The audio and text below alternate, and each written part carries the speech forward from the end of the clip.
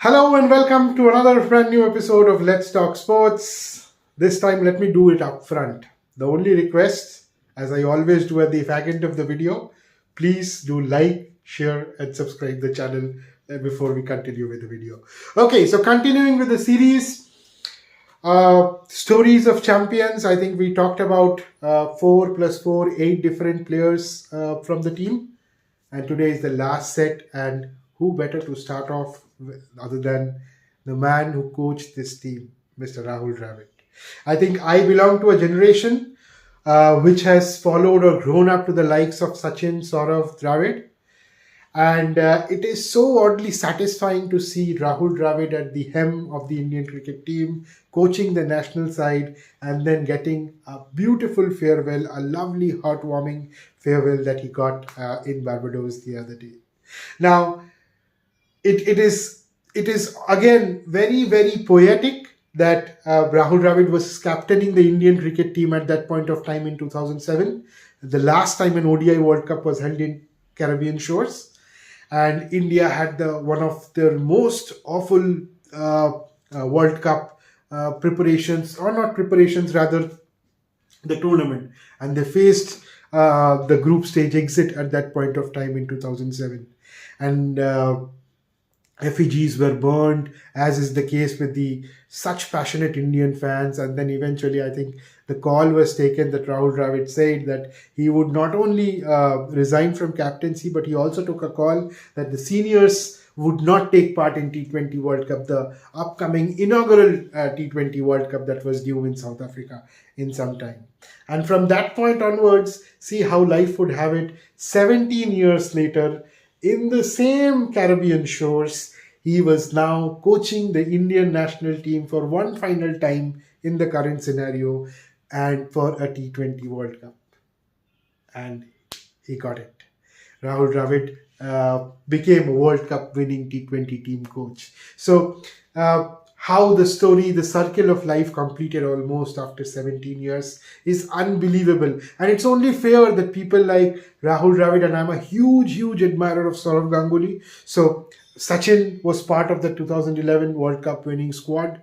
Rahul Dravid has now been part of this World Cup winning team in 2024. I just hope that Saurav Ganguly, in some capacity or the other, becomes involved in one such World Cup winning captain. It would be campaign. It would be so satisfying to see that. So that's the Rahul Dravid story. We haven't spoken about the king, Virat Kohli, and it would be so unfair again for cricket on the whole had Virat Kohli finished his career without a big T20 trophy. I think this has been going around for a while that Virat Kohli strike rate issues. But at the end of the day, he's a fabulous white ball player, right? And it would have been so unfair for the entire, I mean, for all of us probably, had Virat finished his career without an IPL or not IPL, a T20 trophy.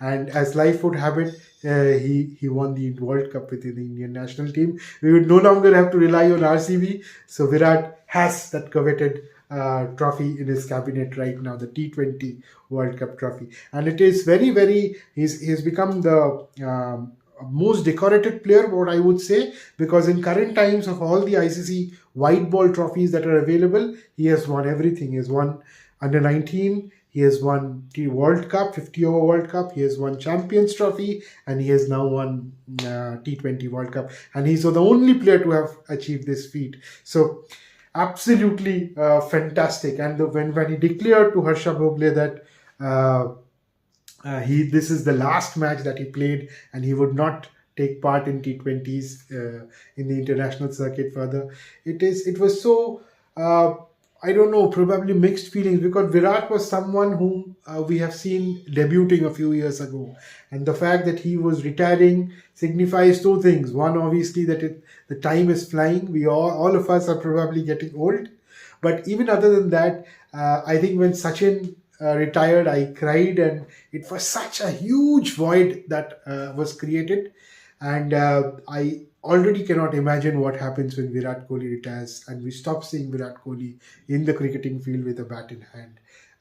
It's probably the start of the beginning of the end, but it is really, really very terrifying. It's a very hard feeling, difficult feeling to have inside that we will one day not see Virat Kohli anymore. I think that's the legacy of Virat Kohli.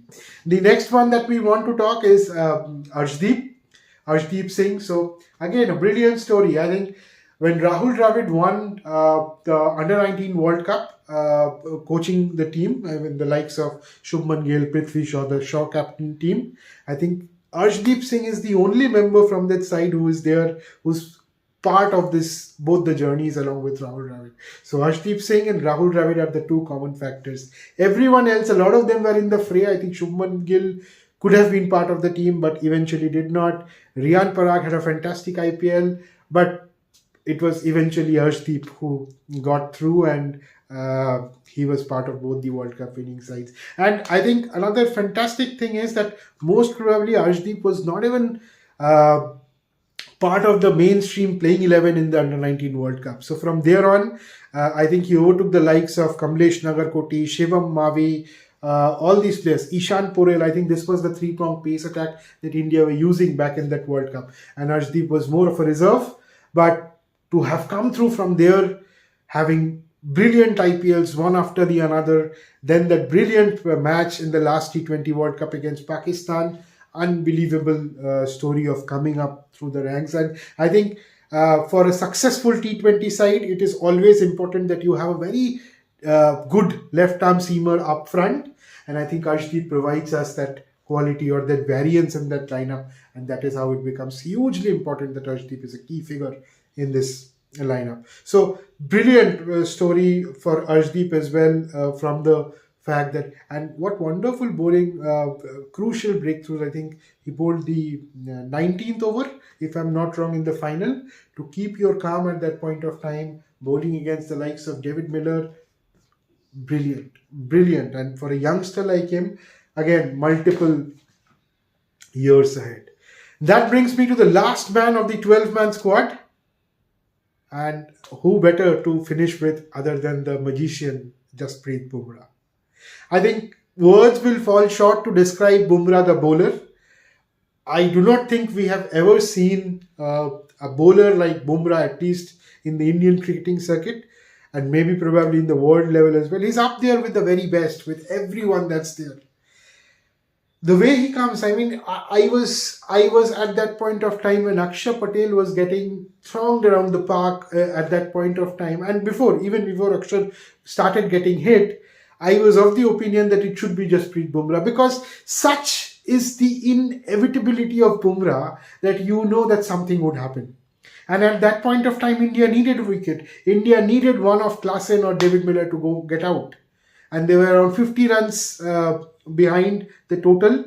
And the only thing that I thought could have been done was to get Bumrah. And that's the beauty of Bumrah. That's the sense of inevitability. The way he bowled, so he came in eventually one over later. But even with that, the way he bowled, it was almost like that, like the commentators say, that every ball is an event with Bumrah. And that is what he does. Unbelievable. I just keep my fingers crossed that Jasprit Bumrah continues to play for India as long as possible. Don't make him play bilaterals. Just keep him fit, fresh, ready and raring to go in this big ICC tournaments. I think that's all I can hope and pray and think about Jasprit Bumrah. Brilliant. I mean, words would fall short to do justice to what a character he is. Definitely one of the all-time greats of the game. Okay, so with that we come to the end of this episode and as well as the series. I just wanted to pour my heart out about what I feel about these different players, and keep this as a memory of this wonderful occasion of us becoming T20 World Champions. Thank you for watching, and please keep liking, sharing and subscribing. See ya.